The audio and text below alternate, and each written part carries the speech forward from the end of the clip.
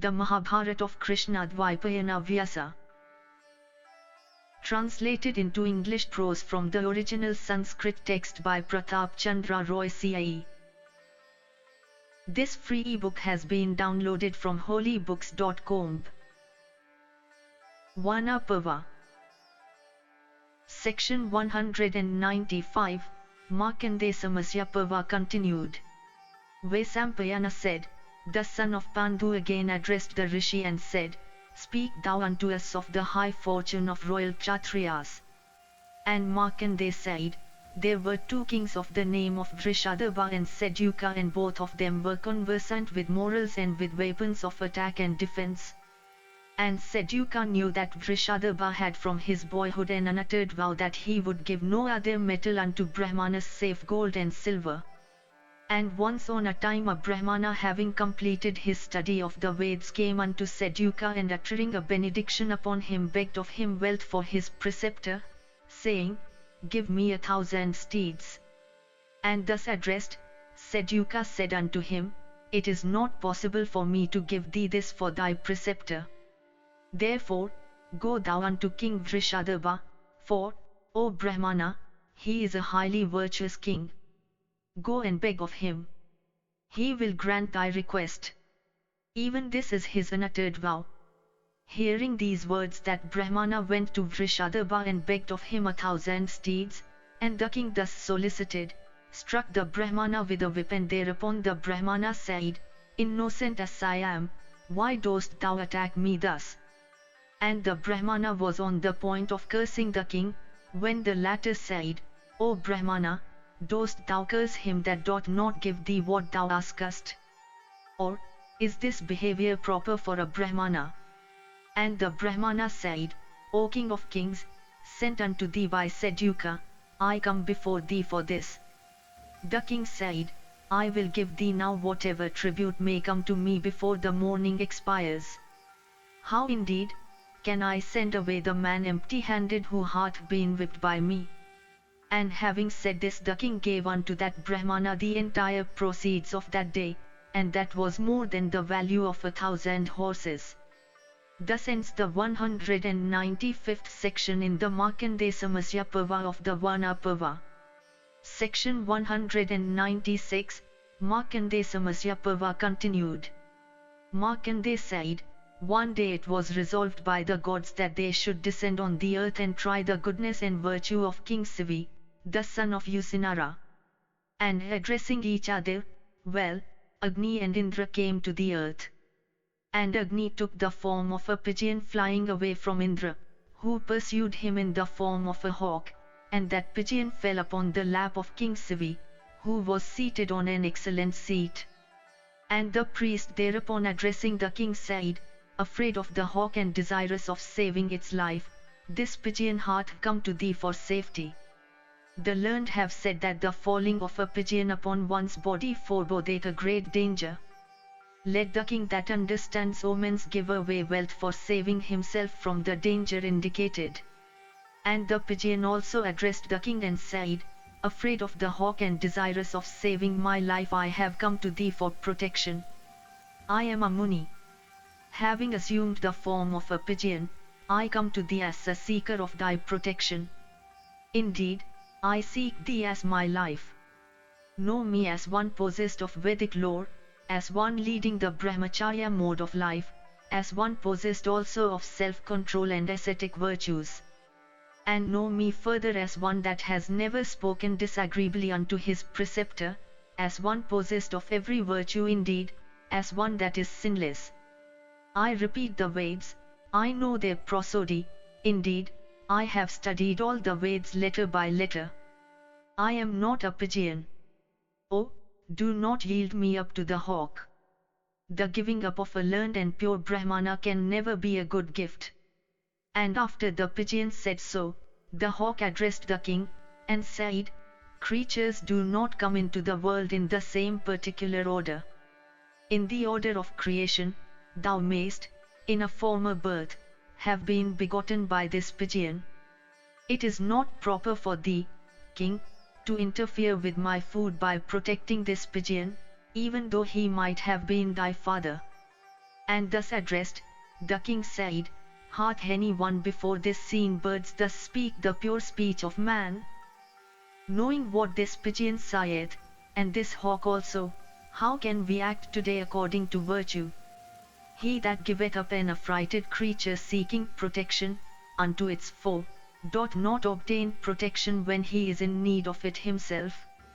Indeed, the very clouds do not shower rain seasonably for him, and the seeds though scattered do not grow for him.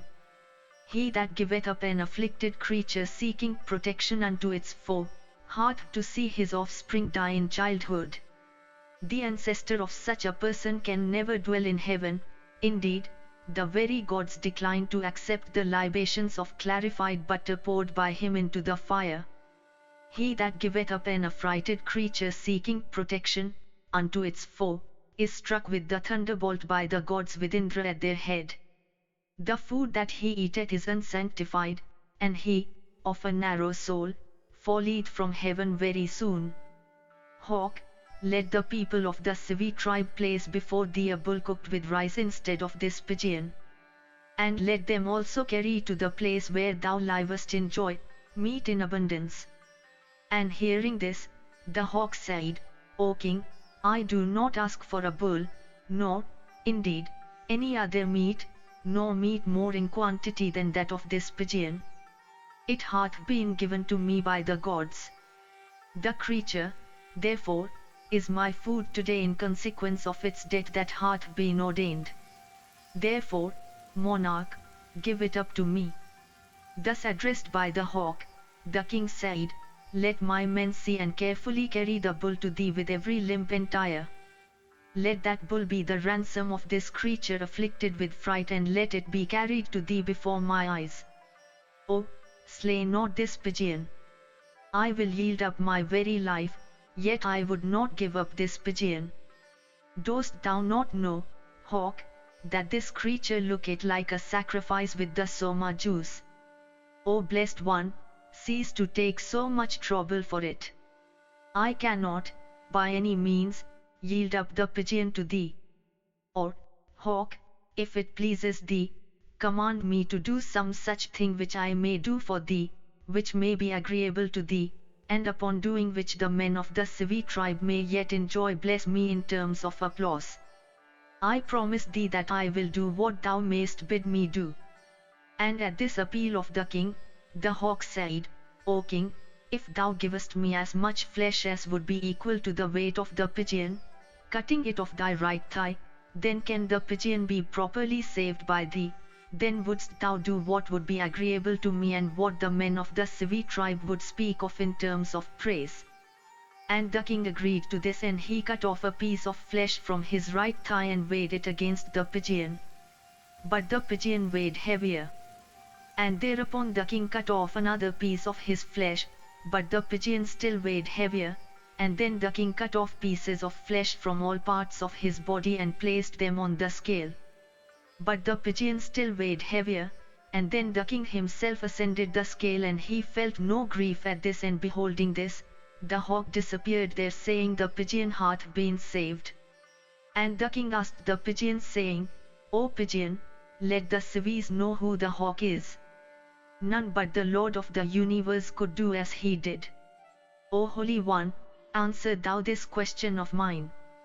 And the pigeon then said, "I am the smoke-bannered Agni, called also Vaisvanara. The hawk is none other than Sachi's lord, armed with the thunderbolt. O son of Suratha, thou art a bull among men. We came to try thee. These pieces of flesh, king, that thou hast cut off with thy sword from thy body for saving me, have caused gashes in thy body. I will make these marks auspicious and handsome, and they will be of the color of gold and emit a sweet perfume, and earning great fame and respected by the gods and the rishis, thou shalt long rule these subjects of thine, and a son will spring from thy flank who shall be called Kapatroman. King, thou shalt obtain this son of the name of Kapatroman from out of thy own body, and thou wilt behold him become the foremost of the Saurathas, blazing with renown, possessed of bravery and great personal beauty. Thus ends the 196th section in the Markandeya Samasya Parva of the Vana Parva. Section 197, Markandeya Samasya Parva continued. Vaisampayana said, and the son of Pandu once more addressed Markandeya, saying, tell us again of the great good fortune of kings. And Markandeya said, there came unto the horse sacrifice of King Ashtaka of Viswamitra's race, many kings. And there came unto that sacrifice the three brothers also of that king, viz., Pratadana, Vasumanas, and Sivi, the son of Usinara. And after the sacrifice was completed, Ashtaka was proceeding on his car along with his brothers when they all beheld Narada coming that way, and they saluted the celestial Rishi and said unto him, bide thou on this car with us. And Narada, saying so be it, mounted on the car, and one among those kings having gratified the holy and celestial Rishi Narada, said, O Holy One, I desire to ask thee something. And the Rishi said, ask. And the person thus permitted said, all four of us are blessed with long lives and have indeed every virtue. We shall therefore be permitted to go to a certain heaven, and dwell there for a long period. Who amongst us, however, O king, shall fall down first? Thus questioned the Rishi said, this Ashtaka shall first come down. And thereupon the enquirer asked, for what cause? And the Rishi answered, I lived for a few days in the abode of Ashtaka. He carried me one day on his car out of the town, and there I beheld thousands of kin distinguished from one another by difference of hue. And beholding those kin I asked Ashtaka whose they were, and Ashtaka answered me, saying, I have given away these kin. By this answer he gave expression to his own praise. It is for this answer of his that Ashtaka shall have to come down. And after Narada had said so, one of them again enquired, saying, three of us then will stay in heaven. Amongst us three, who shall fall down first? And the Rishi answered, Pratadana. And the enquirer asked, for what cause? And the Rishi answered, I lived for some days in the abode of Pratadana also. And he carried me on his car one day. And while doing so, a Brahmana asked him saying, give me a horse. And Pratadana replied, after returning, I will give thee one. And thereupon the Brahmana said, let it be given to me soon. And as the Brahmana spoke those words, the king gave unto him the steed that had been yoked on the right-hand wheel of the car. And there came unto him another Brahmana desirous of obtaining a steed. And the king, having spoken to him in the same way, gave him the steed that had been yoked on the left wheel of his car. And having given away the horse unto him, the king proceeded on his journey. And then there came unto the king another Brahmana desirous of obtaining a horse. And the king soon gave him the horse on the left front of his car, unyoking the animal. And having done so, the king proceeded on his journey. And then there came unto the king another Brahmana desirous of obtaining a horse. And the king said unto him, returning, I will give thee a horse. But the Brahmana said, let the steed be given to me soon. And the king gave him the only horse he had. And seizing the yoke of the oar himself, the king began to draw it. And as he did so, he said, there is now nothing for the Brahmanas. The king had given away, it is true, but he had done so with detraction. And for that speech of his, he shall have to fall down from heaven. And after the Rishi had said so, of the two that remained, one asked, who amongst us two shall fall down? And the Rishi answered, Vasumanas. And the enquirer asked, for what reason? And Narada said, in course of my wanderings I arrived at the abode of Vasumanas. And at that time the Brahmanas were performing the ceremony of Swastivachana for the sake of a flowery car. And I approached the king's presence.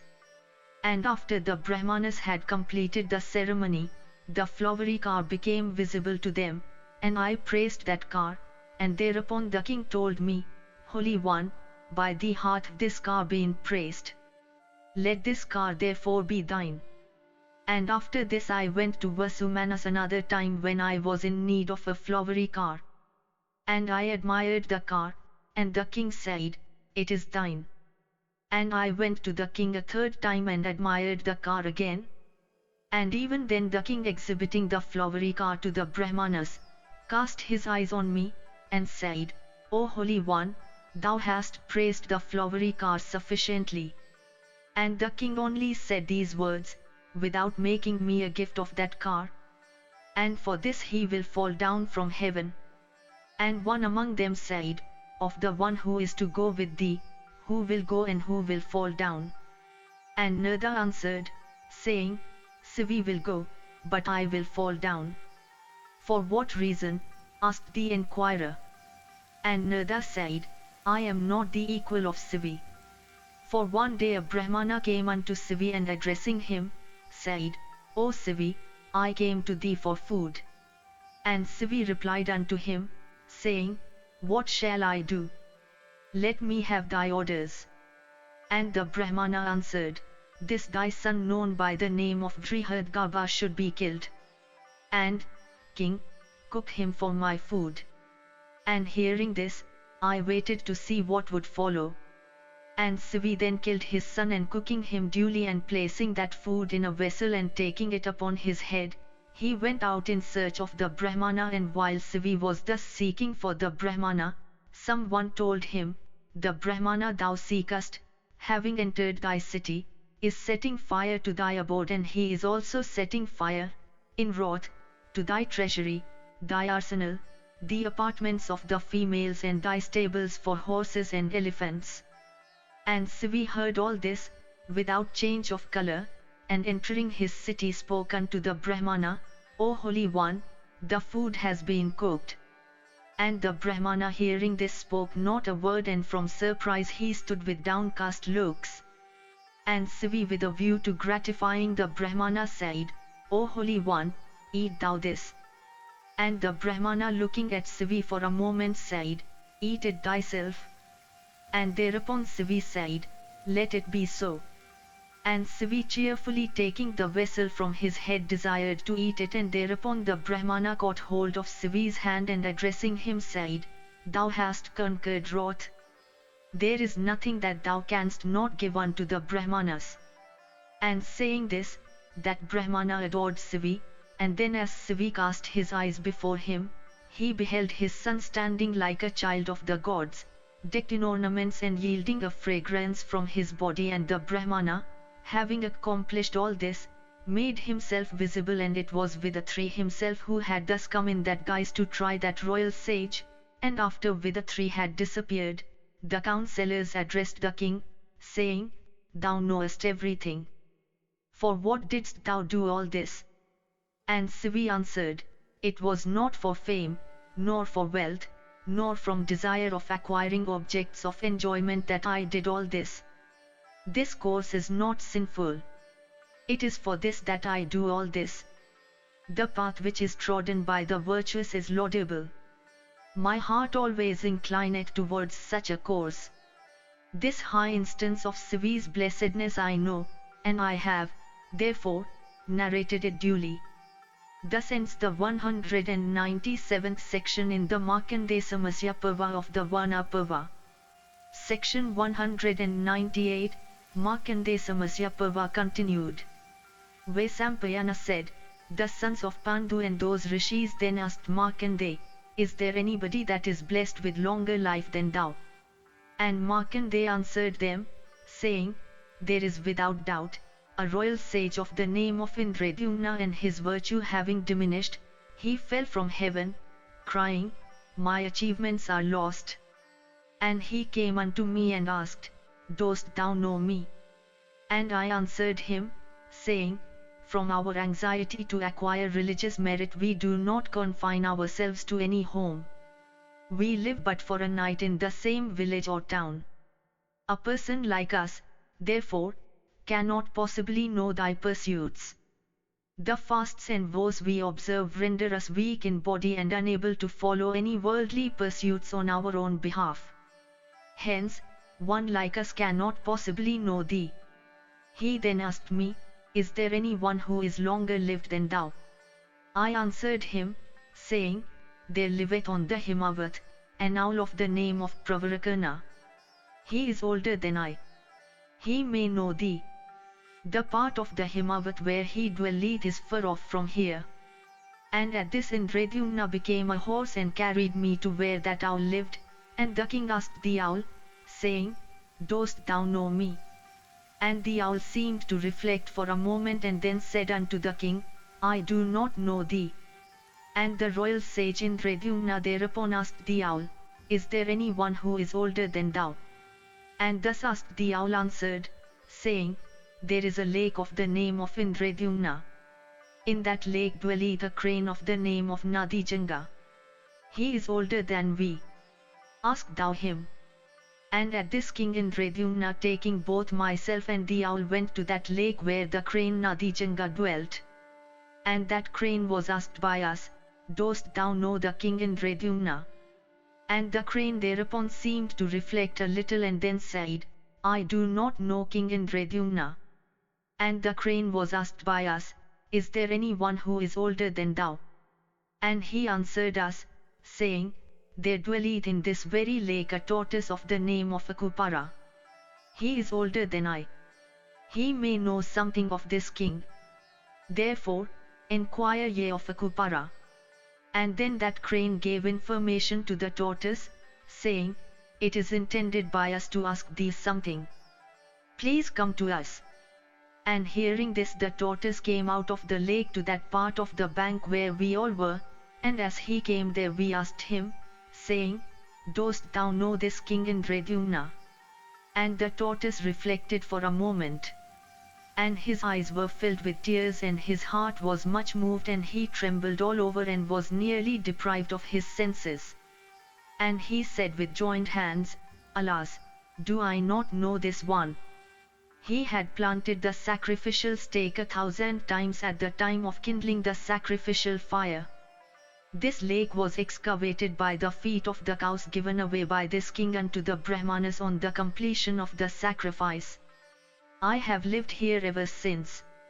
And after the tortoise had said all this, there come from the celestial regions a car. And an aerial voice was heard which said, addressing Indradyumna, come thou and obtain the place thou deservest in heaven. Thy achievements are great. Come thou cheerfully to thy place. Here also are certain slokas, the report of virtuous deeds spreadeth over the earth and ascendeth to heaven. As long as that report lasts, so long is the doer said to be in heaven. The man whose evil deeds are bruited about, is said to fall down and live, as long as that evil report lasts in the lower regions. Therefore should man be virtuous in his acts, if he is to gain heaven. And he should seek refuge in virtue, abandoning a sinful heart. And hearing these words, the king said, let the car stay here as long as I do not take these old persons to the places whence I brought them. And having brought me and the owl Pravarakana to our respective places, he went away, riding on that car, to the place that was fit for him. Being long-lived, I witness all this. Vaisampayana continued, it was thus that Markandeya narrated all this unto the sons of Pandu. And after Markandeya finished, the sons of Pandu said, blessed be thou.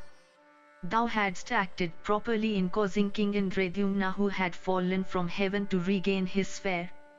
And Markandeya answered them, saying, Devki's son, Krishna, also had thus raised the royal sage Nriga, who had sunk in hell and caused him to regain heaven.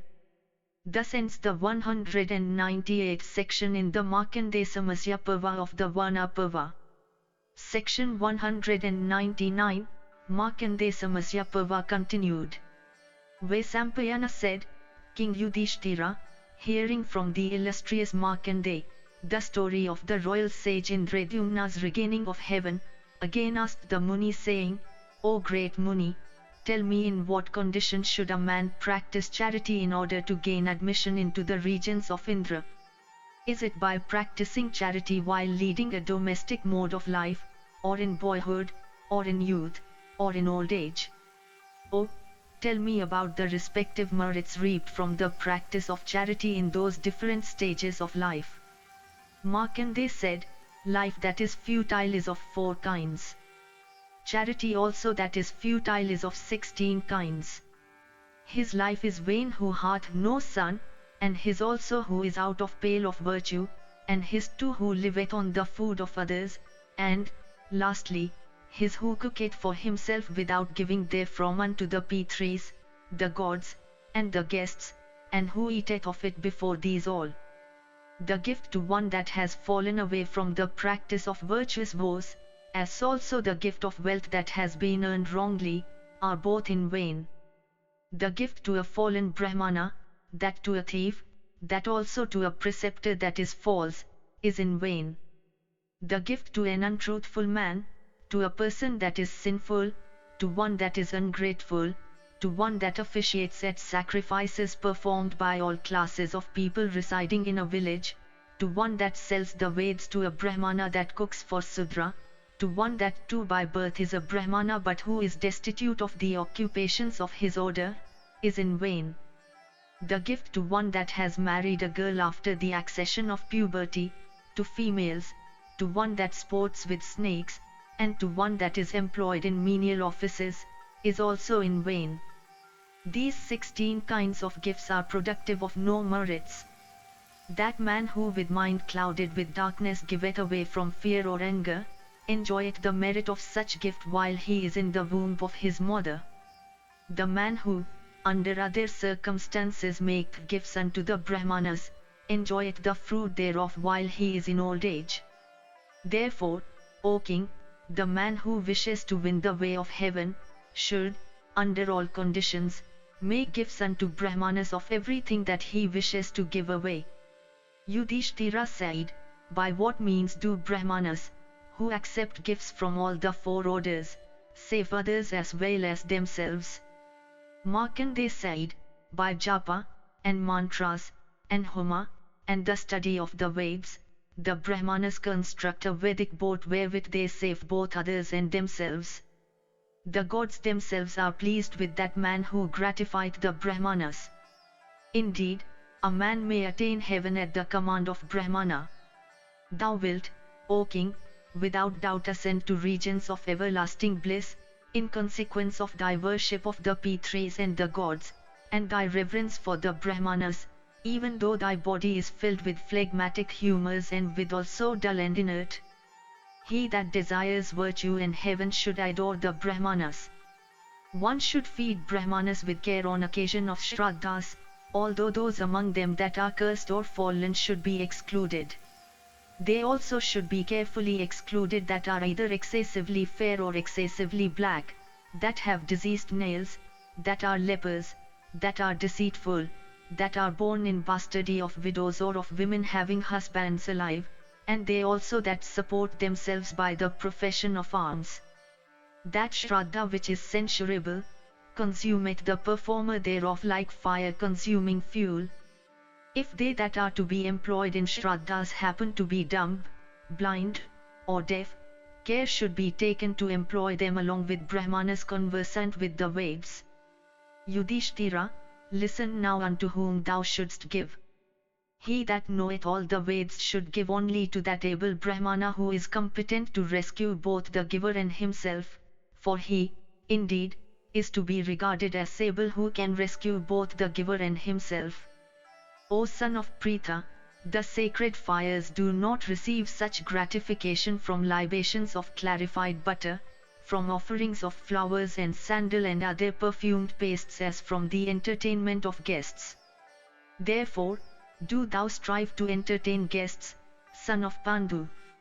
King, they that give unto guests water to wash their feet, butter to rub over their tired legs, light during the hours of darkness, food, and shelter, have not to go before Yama. The removal after worship of the flowery offerings unto the gods, the removal of the remnants of a Brahmana's feast, waiting upon a Brahmana with perfumed pastes, and the massaging of a Brahmana's limbs, are, each of them, O foremost of kings, productive of greater merit than the gift of kin. A person, without doubt, rescueth himself by the gift of a Kapila cow. Therefore, should one give away a Kapila cow decked with ornaments unto Brahmanas. O thou of the Bharata race, one should give unto a person of good lineage and conversant with the Veds, unto a person that is poor, unto one leading a domestic mode of life but burdened with wife and children, unto one that daily adoreth the sacred fire, and unto one that hath done thee no service. Thou shouldst always give unto such persons but not to them that are in affluence. What merit is there, O thou foremost of the Bharata race, by giving unto one that is affluent? One cow must be given unto one Brahmana. A single cow must not be given unto many. For if the cow so given away unto many be sold, the giver's family is lost for 3 generations. Such a gift would not assuredly rescue the giver nor the Brahmana that takes it. He who giveth 80 rathis of pure gold, earneth the merit of giving away 100 pieces of gold forever. He that giveth away a strong bull capable also of drawing the plough, is certainly rescued from all difficulties and finally goeth to heaven. He that giveth away land unto a learned Brahmana, hath all his desires fulfilled. The tired traveller, with weakened limbs and feet besmeared with dust, asks for the name of him that may give him food. There are men, who answer by telling him the name. That wise man who informs these toil-worn ones of the name of the person who may give them food, is, without doubt, regarded as equal in merit unto the giver himself of food. Therefore, abstaining from other kinds of gifts, give thou food. There is no merit arising out of gifts that is so great as that of giving food. The man that according to the measure of his might gives well-cooked and pure food unto the Brahmanas, acquires, by that act of his, the companionship of Prajapati Brahma. There is nothing superior to food. Therefore, food is regarded as the first and foremost of all things to be given away. It hath been said that food itself is Prajapati. And Prajapati is regarded as the year. And the year is sacrifice. And everything is established in sacrifice, for it is from sacrifice that all creatures, mobile and immobile, take their origin. For this reason, it hath been heard by us, food is the foremost of all things. They that give away lakes and large pieces of water, and tanks and wells, and shelter and food, and they that have sweet words for all, have not to hear the admonitions of Yama. With him who gives rice, and wealth earned by his labor, unto Brahmana of good behavior, the earth is satisfied. And she poureth upon him showers of wealth. The giver of food walketh first, after him the speaker of truth, and he that giveth unto persons that do not solicit. But the 3 go to the same place. Vaisampayana continued, hearing all this, Yudhishthira, along with his younger brothers, impelled by curiosity, again addressed the high-souled Markandeya, saying, O great Muni, what is the distance of Yama's region from that of men? What is its measurement? How also do men pass it over? And by what means? Oh, tell me all this. Markandeya said, O king, O thou foremost of virtuous men, this question of thine appertains to a great mystery. It is sacred and much applauded by the rishis. Appertaining as it also does to virtue, I will speak of it to thee.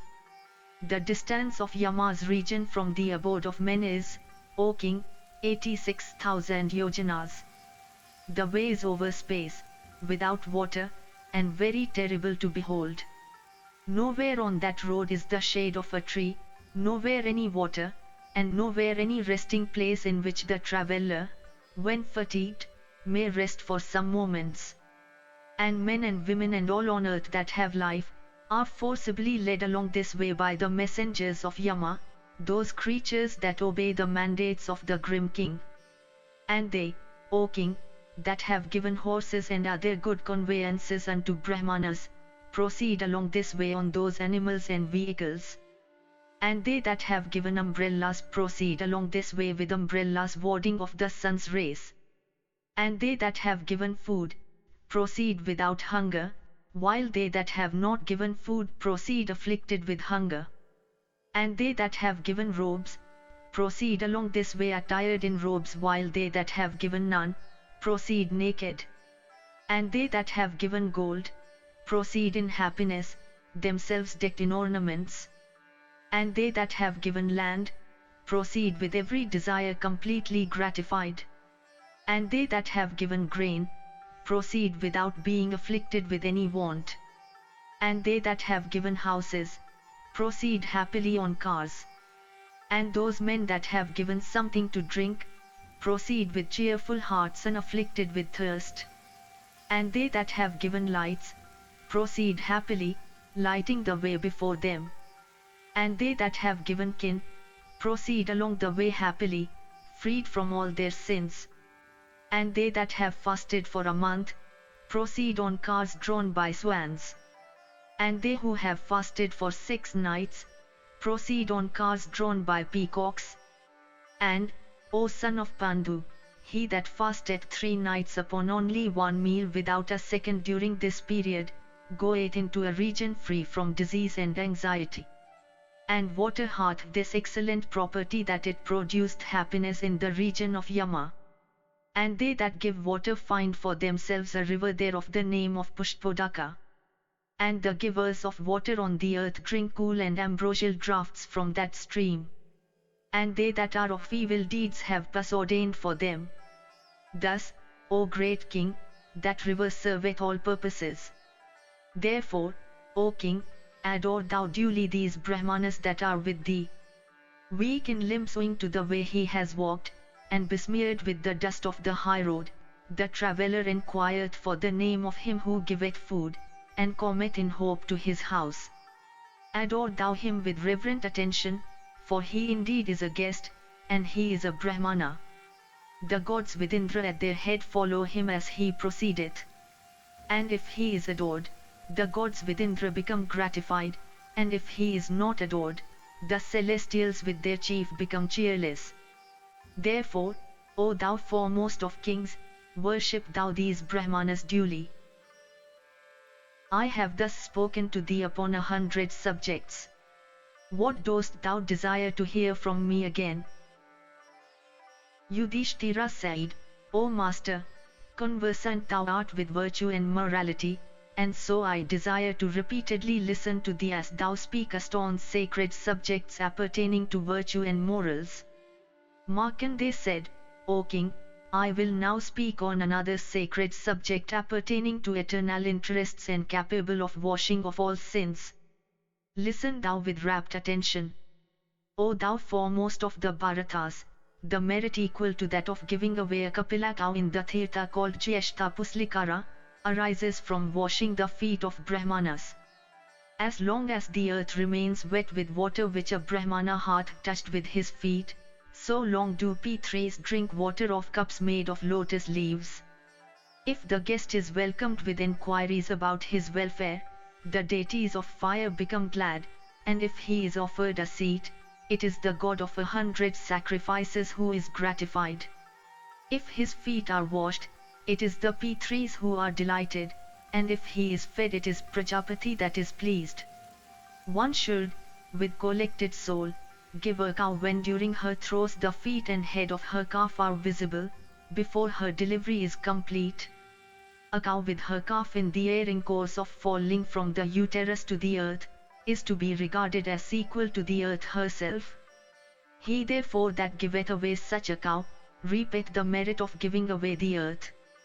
And he that giveth away such a cow, is adored in heaven for as many thousands of yugas as there are bristles on the bodies of the animal and her young one together. And, O Bharata, he that having accepted a thing in gift giveth it away immediately unto a person that is virtuous and honest, reapeth very great merit.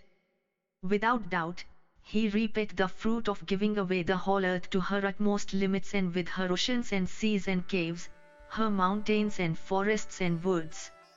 That Brahmana who eateth in silence from a plate, keeping his hands between his knees, succeedeth in rescuing others. And those Brahmanas that abstain from drink and who are never spoken of by others as having any faults and who daily read the Samhitas, are capable of rescuing others. Libations of butter and edible offerings should all be presented to a Brahmana who is learned in the Veds. And as libations of clarified butter poured into fire never go in vain, so gifts to virtuous Brahmanas learned in the Veds can never go in vain. The Brahmanas have anger for their weapon, they never fight with arms of iron and steel. Indeed, the Brahmanas slay with anger like Indra slaying the Asuras with his thunderbolt. Thus prelection appertaining to virtue and morality is now over. Hearing this, the Munis of the forest of Nimisha were filled with delight. And those ascetics were also freed from grief and anger by listening to it. And they were also purged of all their sins in consequence of this. And, O king, those human beings that listen to it become freed from the obligation of rebirth. Yudhishthira said, O thou of great wisdom, what purification is there by which a Brahmana may always keep himself pure? I desire to hear of it from thee, O thou foremost of all virtuous men. Markandeya answered, there are three kinds of purity, viz., purity in speech, purity in deed, and purity achieved by use of water. He that has recourse to these three different kinds of purity, attains, without doubt, to heaven. That Brahmana who adoreth the goddess Sandhya in the morning and the evening, and who recites meditatively the sacred goddess Gayatri who is the mother of the Veds, sanctified by the latter, is freed from all his sins. Even if he accepts in gift the entire earth with her oceans, he doth not, on that account, suffer the least unhappiness. And those heavenly bodies in the sky including the sun that may be inauspicious and hostile towards him, soon become auspicious and favorable towards him in consequence of these acts of his, while those stars that are auspicious and favorable become more auspicious and more favorable in consequence of such conduct of his. And terrible Rakshasas subsisting on animal food, of gigantic and fierce mien, all become unable to prevail over a Brahmana who practiseth these purifications. The Brahmanas are even like blazing fires. They incur no fault in consequence of teaching, of officiating at sacrifices, and of accepting gifts from others. Whether the Brahmana be cognizant of the Veds or ignorant of them, whether they be pure or impure, they should never be insulted, for Brahmanas are like fires. As the fire that blazed up in the place set apart for the cremation of the dead is never regarded impure on that account, so the Brahmana, be he learned or ignorant, is always pure. He is great and a very god. Cities that are adorned with walls and gates and palaces one after another, lose their beauty if they are bereft of Brahmanas. That, indeed, O king, is a city where Brahmanas accomplished in the Veds, duly observing the duties of their order and possessed of learning and ascetic merit, reside.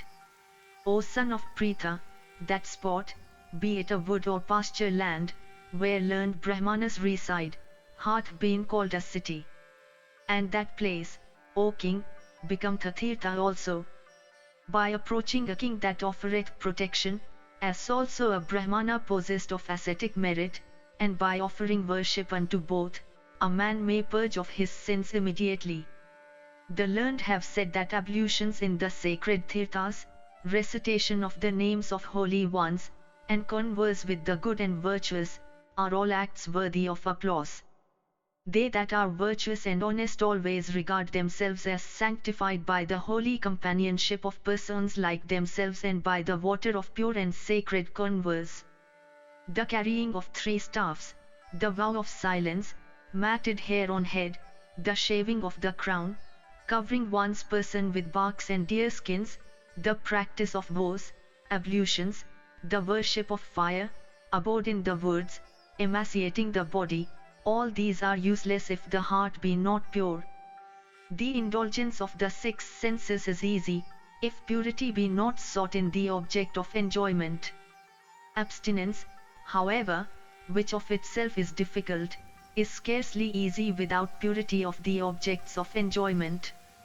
O King of Kings, among the six senses, the mind alone that is easily moved is the most dangerous. Those high-souled persons that do not commit sins in word, deed, heart and soul, are said to undergo ascetic austerities, and not they that suffer their bodies to be wasted by fasts and penances. He that hath no feeling of kindness for relatives cannot be free from sin even if his body be pure. That hard-heartedness of his is the enemy of his asceticism. Asceticism, again, is not mere abstinence from the pleasures of the world. He that is always pure and decked with virtue, he that practices kindness all his life, is a Muni even though he may lead the domestic life. Such a man is purged of all his sins. Fasts and other penances cannot destroy sins, however much they may weaken and dry up the body that is made of flesh and blood. The man whose heart is without holiness, suffers torture only by undergoing penances in ignorance of their meaning. He is never freed from sins of such acts. The fire he worshippeth doth not consume his sins. It is in consequence of holiness and virtue alone that men attain to regions of blessedness, and fasts and vows become efficacious. Subsistence on fruits and roots, the vow of silence, living upon air, the shaving of the crown, abandonment of a fixed home, the wearing of matted locks on the head, lying under the canopy of heaven, daily fasts, the worship of fire, immersion in water, and lying on the bare ground, these alone cannot produce such a result. They only that are possessed of holiness succeed, by knowledge and deeds, to conquer disease, decrepitude and death, and acquire a high status. As seeds that have been scorched by fire do not sprout forth, so the pains that have been burnt by knowledge cannot affect the soul. This inert body that is only like a block of wood when destitute of soul, is, without doubt, short-lived like froth in the ocean. He that obtaineth a view of his soul, the soul that resideth in every body, by help of one or half of a rhythmic line of the Veds, hath no more need for anything.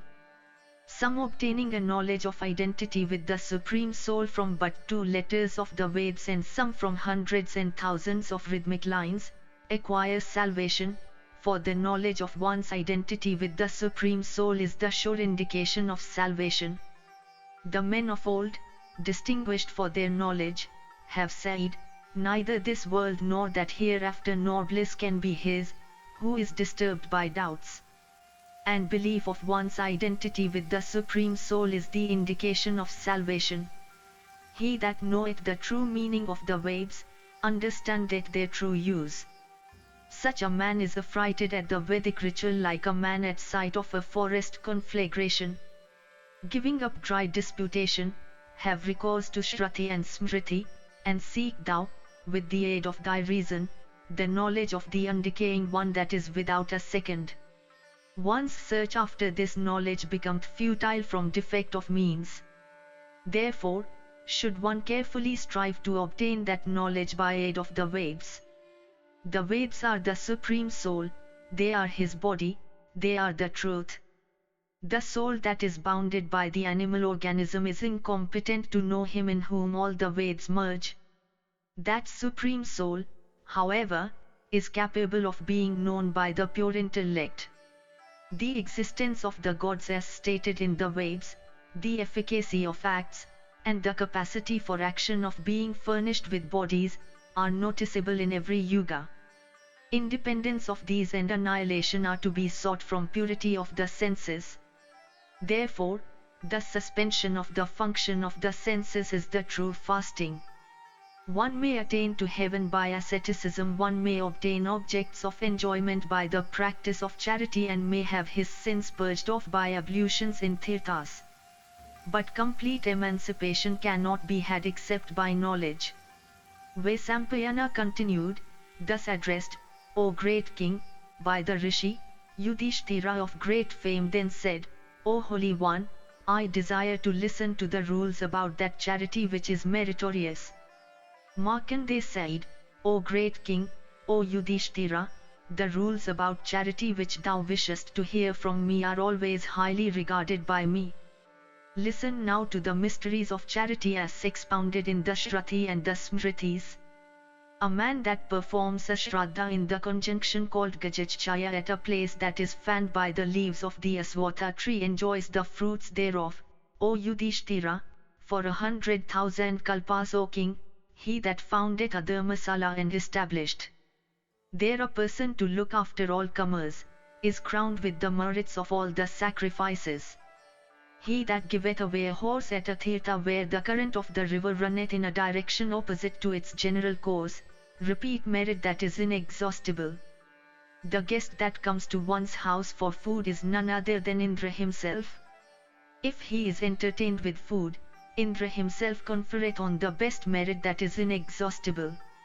As men cross seas by vessels, so are the givers mentioned above are saved from all their sins. So what is given unto Brahmanas produceth, like gift of curds, inexhaustible merits. A gift on particular lunations produced merit that is twice as much as a gift on other days. That in a particular season produced merit 10 times greater than in other seasons. That in a particular year produced merit 100 times greater than in other years. And lastly, a gift on the last day of the last month of the year produced merit that is inexhaustible. A gift also that is made while the sun is on the solstitial points, one again that is made on the last day of the sun's path through Libra, Aries, Gemini, Virgo, and Pisces, a gift again during eclipses of the moon and the sun, produce merit that is inexhaustible. The learned have also said that gifts made during the seasons produce merit that is 10 times, those made during the change of seasons, 100 times, and those made during the days when Rahu is visible, 1,000 times greater than what is produced by gifts at other time, while a gift made on the last day of the sun's course through Libra and Aries produces merit that knows no diminution. O king, no one can enjoy landed possessions unless he giveth away land, and no one can go on cars and vehicles unless he giveth away these. Indeed, a person on rebirth obtaineth the fruition of whatever objects he hath in view at the time of making a gift to a Brahmana. Gold hath sprung from fire, the earth from Vishnu, and the cows from the sun. He, therefore, that giveth away gold, land, and kin attaineth all the regions of Agni, Vishnu, and the sun. There is nothing so eternal as a gift. Where, therefore, in the 3 worlds is anything that is more auspicious?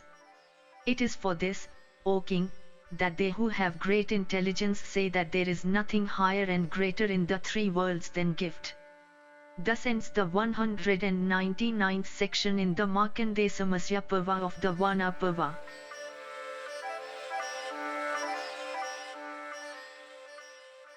If you enjoyed this audiobook, please like and subscribe to be notified of when new audiobooks are uploaded. Thank you for listening and learning. Shanti.